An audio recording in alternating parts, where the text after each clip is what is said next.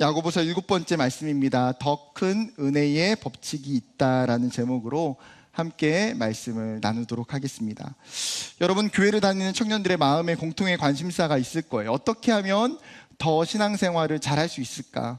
어떻게 하면 내 믿음이 성장하고 하나님이 주시는 은혜를 받을 수 있을까라는 마음들은 여기 있는 청년들도 다 동일할 거라 믿습니다. 그럼에도 불구하고 우리의 신앙이 더딘 이유는 어쩌면 정확한 구체적인 방법을 잘 모를 때가 많기 때문인 것 같습니다. 어떤 제품을 사게 되면 박스 안에는요, 항상 뭐가 있습니까? 사용 설명서가 들어있어요.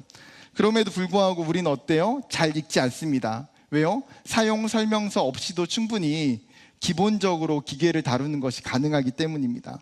그러나 정작 정말 그 기계와 제품이 가지고 있는 정말 디테일한 부분들은 전혀 모른 채 사용하는 일들이 빈번해집니다. 여러분, 신앙도 마찬가지입니다. 열심히 하고 싶은 의욕이 높은데 방법을 모르기 때문에 어쩌면 우리의 신앙이 답보 상태에 빠질 수가 있다는 거예요. 그런 면에서 성경이 이야기하고 있는 신앙의 가이드를 구체적으로 잘 알고 따라가는 것이 굉장히 중요합니다. 야고보는 초대교회 공동체를 향해서 어떻게 신앙생활을 해야 되는지 굉장히 세밀하게 이 야고보서를 통해서 코칭하고 있어요. 하나님의 마음이 무엇인지, 어떻게 하면 하나님이 주시는 은혜를 받을 수 있는지 정확히 가르쳐주고 있습니다. 오늘 말씀을 통해서도요, 하나님은 우리에게 요청하고 계시는 중요한 신앙의 법칙을 함께 살펴보기를 소망합니다. 오늘 말씀을 정확하게 이해하기 위해서는 야고보서 4장에 깔려있는 핵심 전제가 있는데 그것이 무엇인지 파악하는 것이 선행 요소예요. 그렇기 위해서는 전문맥인 5절을 먼저 봐야 되는데, 5절입니다. 너희는 하나님이 우리 속에 거하게 하신 성령이 시기하기까지 사모한다 하신 말씀을 헛된 줄로 생각하느냐. 무슨 말씀입니까? 몰라요. 여러분, 야고보서 4장 5절이요, 야고보서에서 가장 해석하기가 난해하고 어려운 일, 아무리 읽어도 이게 무슨 말인지 이해가 안 되는 구절.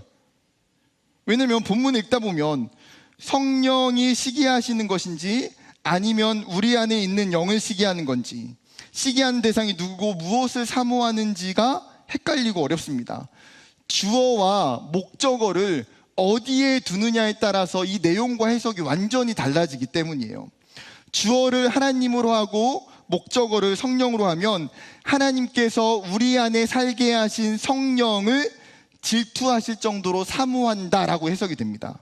그런데 주어를 성령으로 하면 하나님께서 우리 안에 살게 하신 성령이 매우 시기한다라는 해석이 되는 거예요.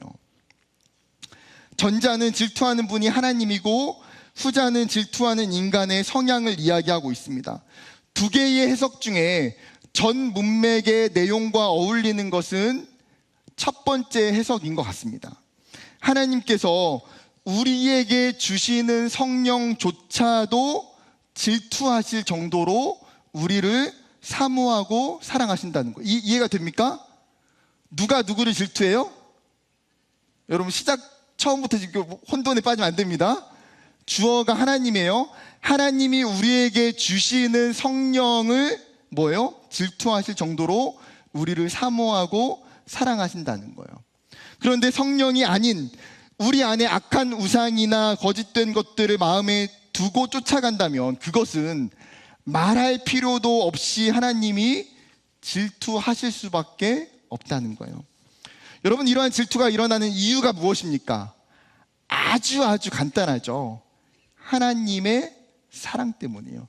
여러분, 관심이 없는 사람, 사랑하는 마음이 없는 대상에게는요, 질투를 할 필요가 없어요. 우리가 구약 성경을 읽다 보면 심지어 하나님조차도 질투하시는 것을 우리가 보게 됩니다. 출애굽기 34장 14절에 이렇게 이야기해요. 너는 다른 신에게 절하지 말라. 여호와는 질투라 이름하는 질투의 하나님이니라. 하나님 본명이 뭐예요? 본명은 여호와. 가명 뭐예요? 질투의 하나님. 예를 들어 제 이름이 김기도, 가명은 김질투, 이런 거. 하나님이 아예 그냥 이름에다 대놓고 나는 이름이 뭐예요? 나는 그냥 질투. 이렇게 이야기하시는 거죠. 여호수아 24장 19절, 너희가 여호와를 능히 섬기지 못할 것은 그는 거룩하신 하나님이시요 질투하는 하나님이시니라. 신명기 4장 24절 여호와는 소멸하는 불이시요 질투하는 하나님이시니라. 나훔 1장 2절 여호와는 질투하시며 보복하시는 하나님이시니라. 여러분, 드라마나 영화를 보다 보면 사랑에 눈먼 여자들의 질투가 굉장히 무서울 때가 있어요. 그런데 하나님의 질투는 뭐예요? 더 무섭다는 거예요. 더 그냥 질투를 넘어서 뭐예요? 복수하겠다고 하나님 이야기하세요. 여러분, 이처럼 하나님이 질투하시는 성경의 장면들을 보면 공통점이 있거든요. 어떤 때 하나님 질투하십니까? 하나님이 자신의 백성들이 나를 사랑하는 것이 아니라 이방의 우상들을 섬기고 다른 것들을 사랑하는 마음을 가질 때에 이스라엘의 백성이 가지고 있는 그 죄악으로 말미암아 하나님이 심판하신다고 경고하시는 거예요. 왜냐하면 이스라엘을 향한 하나님의 그 사랑이 확고하고 강력하기 때문이에요. 오늘 본문도 이러한 구약의 맥락과 동일합니다. 야고보서도 뭐라고 이야기하는 거예요? 하나님은 질투하는 분이시다. 그 질투의 근원은 하나님의 사랑이라는 거예요. 그러니까 하나님이 질투하시는 하나님의 방점이 있는 것이 아니라 어디에 방점이 있어요? 하나님의 사랑에 방점이 찍혀 있는 거예요. 여러분, 하나님 우리를 너무나 사랑하시고 우리에게 한없는 은혜를 주시는 분이신 줄 믿습니다. 이것이 야고보 사도가 이야기하는 사장의 중심인 핵심 전제예요. 지금 야고보는 성도들에게 이 사실을 전해주고 싶은 거예요.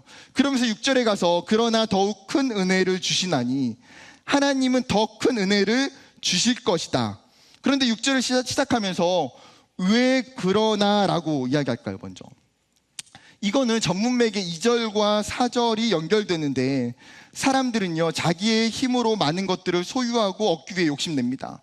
그 욕심 때문에 시기하고 질투하고 다투게 돼요. 때로는 세상을 벗으로 삼아서 세상에 무엇인가를 얻고자 노력해요. 즉 자신의 힘과 노력으로 원하는 결과를 얻고 싶은 거죠. 그러나 실제 어떻습니까? 얻을 수 있어요? 없어요? 얻을 수 없다는 거예요.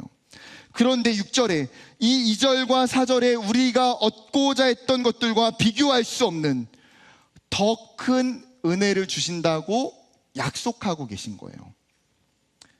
여러분, 가장 큰 차이는 그것을 획득하는 방법의 차이예요. 그것을 주는 대상을 제대로 깨닫지 못하는 차이입니다. 은혜는 하나님을 통해서 주시는 것임을 우리가 알아야 돼요.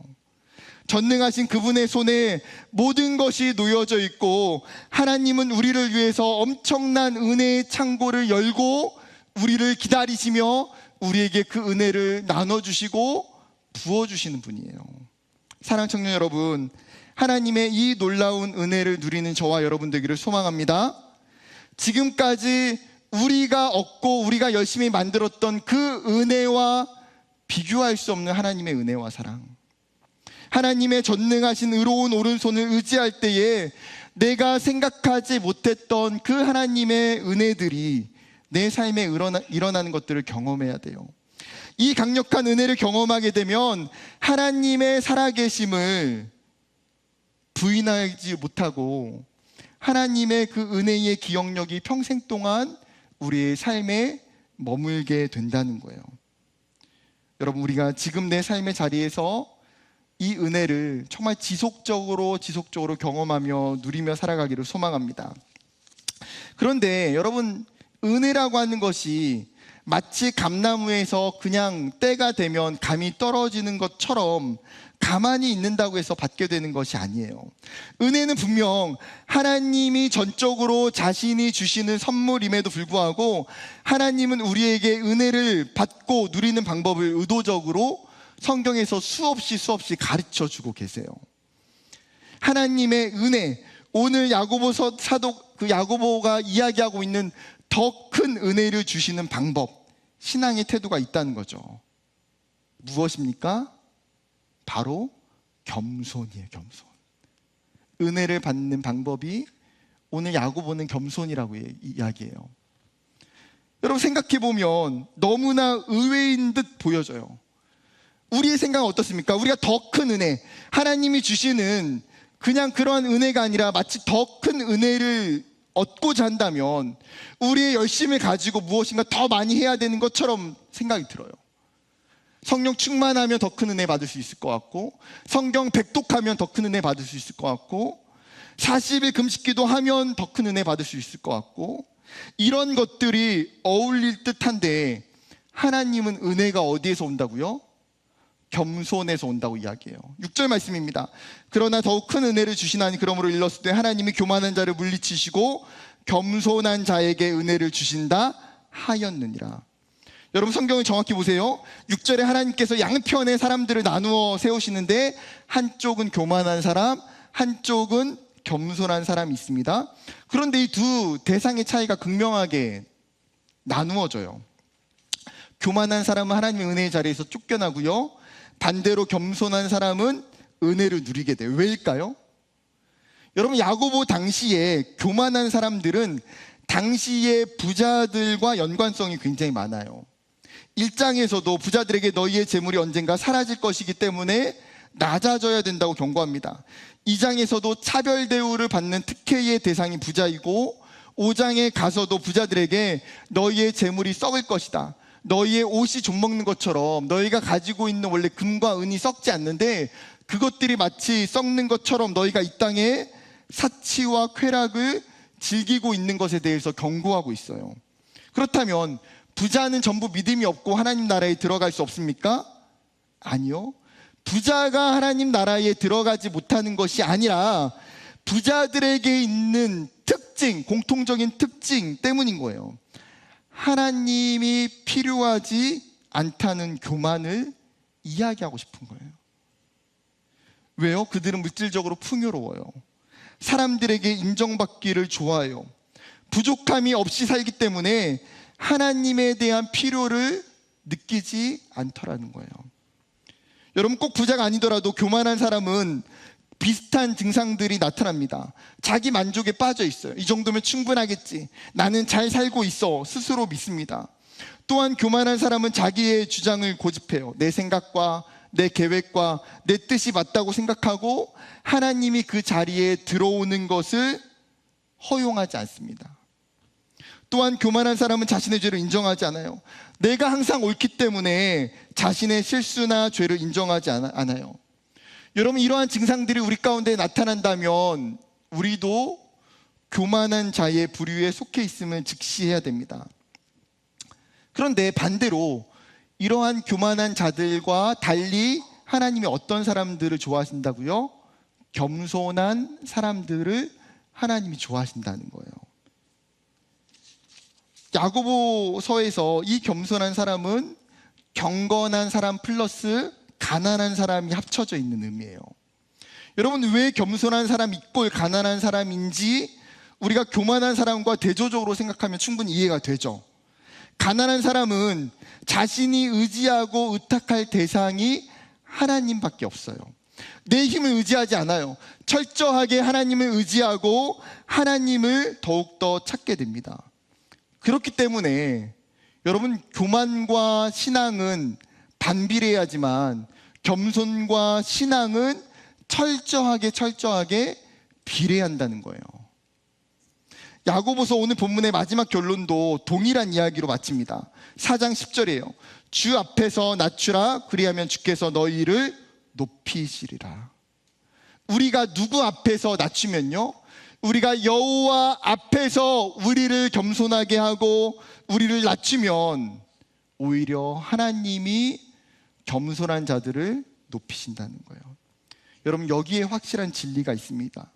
겸손이 하나님의 은혜의 브릿지가 된다는 사실. 겸손은 그리스도인의 인격과 신앙의 뿌리가 되고 근간이 되기 때문에, 겸손이 있어야 그 사람이 하나님 앞에 설 수 있고, 겸손이 있어야 제대로 된 믿음과 능력이 나타나게 되고, 겸손이 있어야 그 사람이 하나님이 주시는 구원의 은혜를 누릴 수 있기 때문이에요. 그렇기에 겸손이 신앙의 핵심이 되는 거예요. 사랑하는 청년 여러분, 우리가 살아가는 현대 사회의 가치와 문화는 어쩌면 겸손과는 거리가 멀어요. 자신을 자랑하고 자신의 성과를 뽐내고 내가 최고가 되기 위해서, 내가 높아지기 위해서 열심을 갖습니다.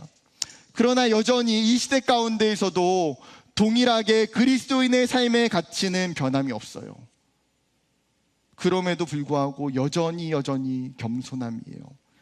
그리고 하나님은 그런 겸손한 자에게 분명하게 말씀하시는 게 무엇입니까? 내가 더 큰 은혜로 너희와 함께 하겠다. 내가 그 사람을 반드시 높여주시겠다 약속하세요. 여러분, 이 하나님의 약속과 방법을 신뢰하는 저와 여러분 되기를 소망합니다. 그렇다면 한 걸음 나아가서 설교를 듣는 우리에게 한 가지 질문이 생겨납니다. 신앙적으로 겸손이라고 하는 이 삶에 어떻게 구체적으로 이루어 갈 수 있을까 하는 거예요. 오늘 야고보는 겸손한 삶의 구체적인 방법을 세 가지로 이야기합니다. 그리고 이것이 결국에는 은혜의 법칙이라는 거예요. 하나씩 살펴보면 첫 번째 법칙은 하나님께 복종하는 자에게 은혜를 주신다는 거예요. 7절 말씀입니다. 그런즉 너희는 하나님께 복종할지어다. 마귀를 대적하라. 그리하면 너희를 피하리라. 이런 복종이 뭐예요? 남의 명령이나 의사를 그대로 따르는 것을 의미합니다. 복종은 철저하게 자신의 의사나 자신의 의지를 내려놓는 거예요. 그렇게 복종은 그 무엇보다도 겸손과 직결되는 특징을 가지고 있어요. 여러분, 우리가 보통 비슷한 단어로 복종과 뭘 많이 씁니까? 순종이라는 단어를 많이 써요. 사실은 우리는 복종보다 순종을 더 좋아하는지도 모르겠어요. 여러분, 순종은 뭐예요? 순종이라는 단어는 자발적인 의사를 가지고, 의지를 가지고 따르는 것을 순종이라고 이야기해요. 반면에 복종은요, 사실 순종보다도 더 강도가 높은 비자발적인 의지 속에서도 묵묵히 따라가는 게 복종이에요. 내가 좋아하지 않는데, 내가 원하지 않는데 따라가는 것. 오늘 성경은 의도적으로 순종이라는 단어가 아니라 복종이라는 단어를 선택하고 있어요. 왜일까요? 왜요? 하나님과 우리와의 관계를 생각해 보면 여러분, 순종이 아니에요. 복종이 필연적이기 때문이에요. 하나님은 어떤 분이십니까? 하나님은 간단하게 세 가지로만 설명해도 충분히 이해가 될 것 같아요. 하나님은 창조주가 되세요. 계시록 4장 11절 우리 주 하나님이여 영광과 존귀와 권능을 받으시는 것이 합당하오니 주께서 만물을 지으신지라 만물이 주의 뜻대로 있었고 또 지으심을 받았나이다 하더라. 또한 하나님은 통치자이십니다. 시편 103편 19절 여호와께서 그의 보좌를 하늘에 세우시고 그의 왕권으로 만유를 다스리시도다. 또한 하나님은 우리의 아버지 되세요. 갈라디아 4장 6절 너희가 아들임으로 하나님이 그 아들의 영을 우리 마음 가운데 보내사 아빠 아버지라 부르게 하셨느니라. 여러분, 우리의 삶을 생각해 보면 우리가 대학교에서 정말 권위가 있고 존경하는 교수님께는 복종하는 마음과 행동을 하게 돼요. 내가 다니고 있는 회사의 CEO나 대표가 있다면 그분의 권위나 그분의 지도력 앞에 우리는 복종하려고 합니다. 즉, 인간적으로 내가 존경하는 대상, 어떤 권위가 높은 대상, 나의 생사 여탈권을 가지고 있는 대상 앞에서는 우리는 사실 복종하려고 해요. 하물며 하나님은 이 땅의 창조주이시고 우리의 아버지 되세요. 하물며 하나님은 내 삶의 왕이시고 내 삶의 통치자가 되시는 분이에요. 우리가 하나님과의 이 정확한 관계를 깨닫게 된다면, 여러분, 그것을 정확히 인정하게 된다면 그 사람은 하나님 앞에 복종하지 않을 수가 없는 거예요. 여러분, 사실 이것이 우리와 하나님과의 관계의 특징이에요. 특징. 피조물인 인간이 절대자인 하나님 앞에 복종할 수밖에 없는 존재이기 때문에, 그렇기에 하나님을 향한 우리의 자발적인 복종은 자유에 대한 억압이 아니라 하나님을 향한 이 복종이 우리로 하여금 기쁨을 주고 행복을 누리게 한다는 거예요. 그래서 하나님께 복종할 때에 아이러니하게도 우리는 참된 자유를 누리게 돼요. 여러분, 우리가 하나님 앞에 복종할 수밖에 없는 가장 큰 이유는 사실 예수님께서 우리를 위해서 먼저 하나님 앞에 복종하셨기 때문이에요. 요한복음 6장 38절, 내가 하늘에서 내려온 것은 내 뜻을 행하려 함이 아니요 나를 보내신 이의 뜻을 행하려 함이니라. 빌립보서 2장 8절, 사람의 모양으로 나타나사 자기를 낮추시고 죽기까지 복종하셨으니 곧 십자가에 죽으심이라. 여러분, 예수님은 자신이 이 땅에서 인간의 육체를 입고 성육신하신 것이 자신의 뜻을 행하려 함이 아니라 누구의 뜻을 행하려 한다는 거예요? 하나님 아버지의 뜻을 행하려 함이다라고 고백해요. 그러면 그 하나님 아버지의 뜻이 무엇입니까? 십자가에서 죽는 것. 인간의 죄를 다 뒤집어 쓰고 가시 면류관을 쓰시고 십자가에 못 박히셨고 창이 옆구리에 찔려 물과 피를 다 쏟아내시며 그 십자가 위에서 죽어주셨어요. 여러분, 예수님은 우리를 위해서 죽음까지 복종하셨다는 거예요. 가장 고통스럽고 가장 어렵고 가장 위대한 복종을 예수님이 먼저 우리에게 보여주셨어요. 사랑하는 청년 여러분, 하나님은 여러분에게 어떤 분이십니까? 그분은 우리의 창조주이시고 아버지이시고 통치자이신 줄 믿습니다. 이 믿음으로 인하여서 우리가 하나님 앞에 복종하는 것이 고난이 아닌 기쁨인 줄 믿습니다. 그렇게 나의 삶의 자리에서 여러분 끊임없이 우리는 하나님 앞에 복종하는 거예요. 하나님이 말씀하실 때에 우리는 예스라고 순종하는 것입니다. 우리가 하나님 앞에 복종할 때에 하나님은 반드시 그 사람을 통해서 일하시고 그분에게 더 큰 은혜를 부어주실 줄 믿습니다. 두 번째 법칙입니다. 하나님을 가까이 한 자에게 은혜를 주신다는 거예요. 8절 말씀 같이 읽어볼까요? 8절 시작.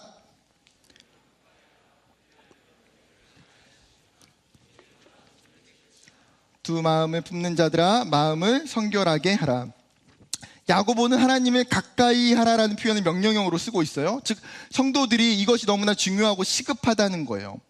여러분, 가까이 한다는 것은 굉장히 친밀한 관계가 되는 것, 인격적인 관계를 의미하는 걸 가까이 한다라고 이야기합니다. 여러분, 이와 같이 왕이신 하나님이 우리에게 자신을 가까이 할 수 있도록 기회를 열어주신 거예요. 그리고 말씀하시죠. 너 나에게 가까이 나오라. 하나님은 끊임없이 구약 성경에서 이스라엘 백성들에게 나에게 가까이 나오라고 이야기하고 요청하고 있어요. 그것이 왕이신 하나님이 자신의 백성에게 이야기하는 관계적 명령이기 때문이에요. 여러분, 누가복음 8장에 보게 되면 귀신 들린 7 귀신 들렸던 굉장히 고통받는 여인이 있었습니다. 예수님께서 이 여인의 귀신 들림을 고쳐주셨어요. 사실 성경에 예수님이 귀신 고쳐준 사람이 한두 명이 아니거든요. 이런 일들, 육체적으로나 영적으로 예수님이 고침받게 하셨던 사람들이 굉장히 많아요. 그런데 그 이후에 이 여인은 예수님의 12제자가 아님에도 불구하고 예수님이 가시는 곳에 끊임없이 따라다니는 것을 보게 돼요.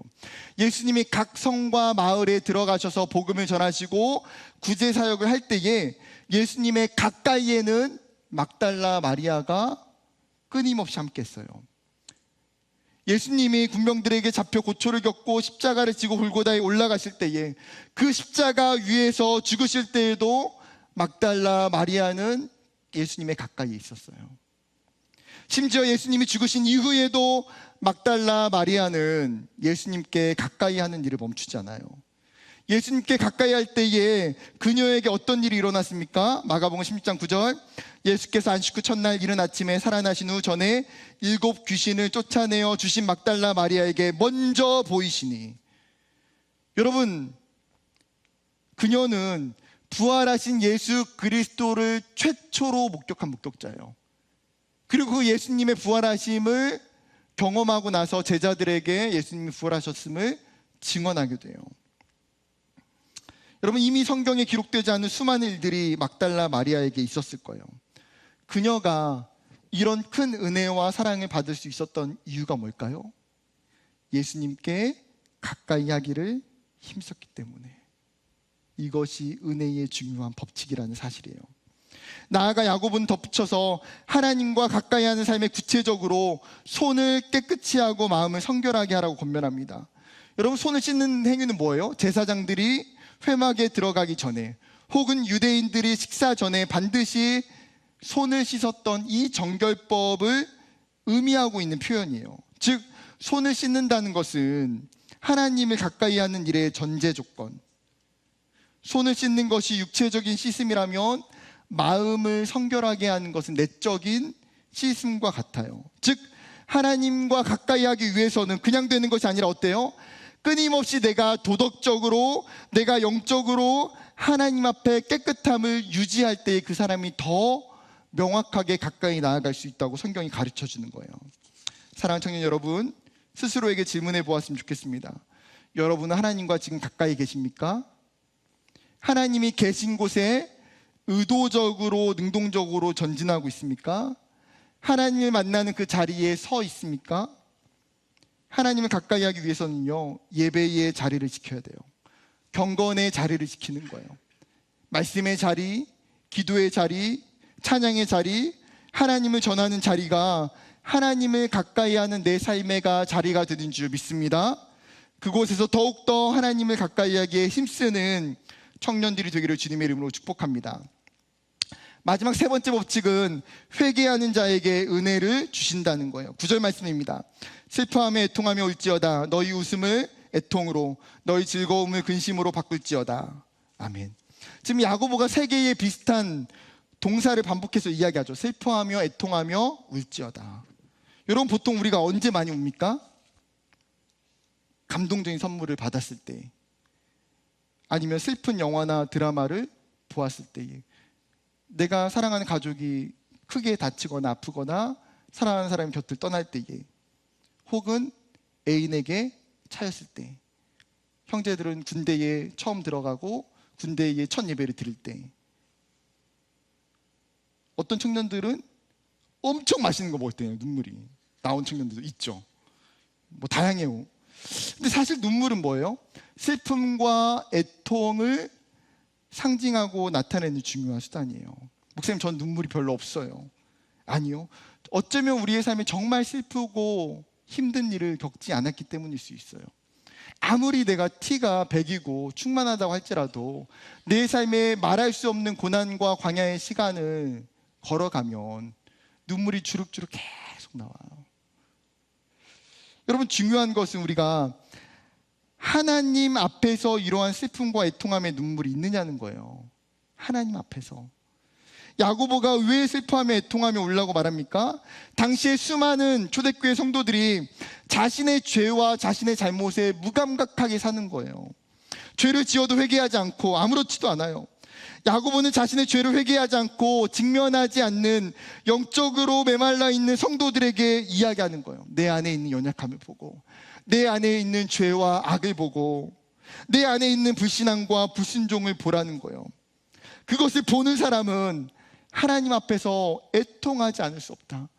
그것을 인정하는 사람은 하나님 앞에서 눈물을 흘리지 않을 수 없다는 거예요. 하나님과 자신의 죄에 대해서 직면하면 회개의 눈물이 나오기 때문이에요. 성경이 단순히 우리에게 울고 짜고로 말하는 게 아니에요.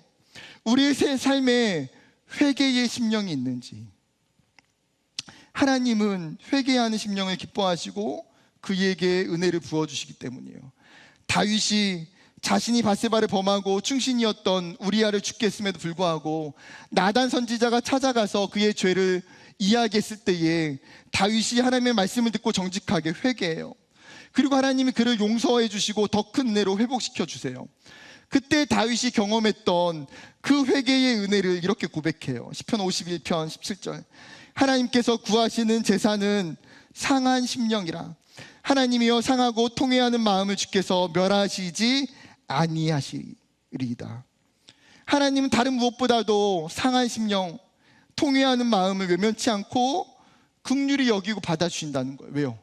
내가 말할 수 없는 죄인인데, 말할 수 없는 나 같은 죄인도 하나님이 용서하시고 하나님이 용납하시고 받아들여 주셨음을 경험했기 때문에.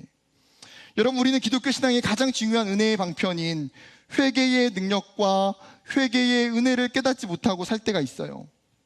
어쩌면 우리 가운데에 잃어버리기 가장 쉬운 능력이 회개가 아닐까요? 그런데 회개가 없는 신앙은 거짓이고 껍데기에 불과해요. 왜요? 우리 중에 의인은 아무도 없기 때문에.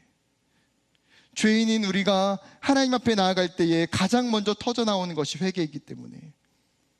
그리고 하나님은 겸손하게 자기에게 회개하는 자들을 사랑하시고 기뻐하신다는 사실이에요. 말씀을 마치려고 합니다. 사랑하는 청년 여러분, 야고보가 초대교회 성도들에게 이야기하고 있는 건, 하나님은 여러분들을 너무나 사랑하시며 여러분들에게 더 큰 은혜를 주시기를 원한다는 거예요. 그리고 하나님의 더 큰 은혜는 어떻게 나옵니까? 하나님 앞에 겸손한 자를 통해서 하나님이 주신다는 거예요.